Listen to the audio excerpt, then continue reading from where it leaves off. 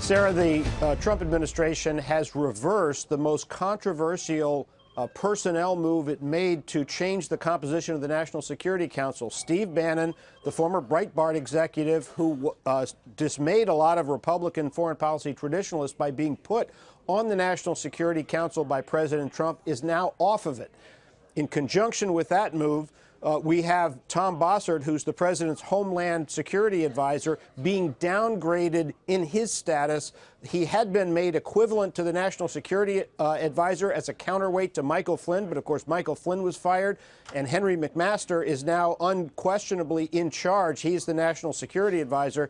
In addition, the permanent participation status of the Director of National Intelligence, Dan Coats, and the Chairman of the Joint Chiefs of Staff, Joseph Dunford, has also been reaffirmed by the Trump White House. Before, they had been on an invitation-only basis. So this is a recognition by the Trump White House that they're going to need to move back to a more traditional approach here. This will please the traditionalists in Washington, the establishment types who have served previous presidents in both parties, guys.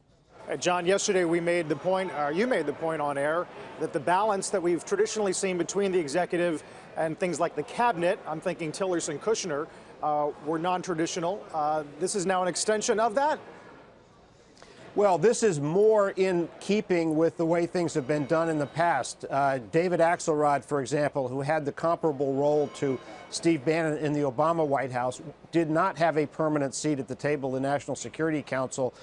He may have attended meetings at some points, but he was not a participant. He was an observer.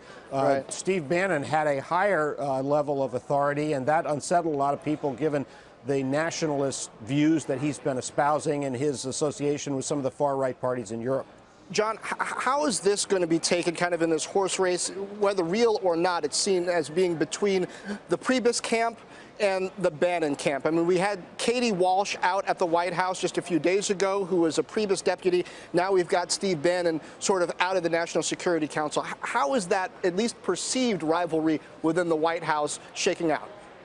Well, it's difficult to parse how the rivalries go day to day because, yes, you started out with Reince Priebus as the establishment Republican as chief of staff, and Steve Bannon, the alt-right force within the White House, but they have been working together to a considerable degree. I think it's more about changing the way things are. This White House has seen that it's not functioning very effectively. The president's at 35% in the Quinnipiac poll yesterday. They need to do some things differently, and certainly now that we're facing heightened foreign policy challenges from what happened in Syria with the use of chemical weapons to the North Koreans firing the missile on the eve of the meeting with President Xi in Florida, all of that suggests that a more settled, stable, normal approach to foreign policy is called for. Hey there, thanks for checking out CNBC on YouTube. Be sure to subscribe to stay up to date on all of the day's biggest stories. You can also click on any of the videos around me to watch the latest from CNBC. Thanks for watching.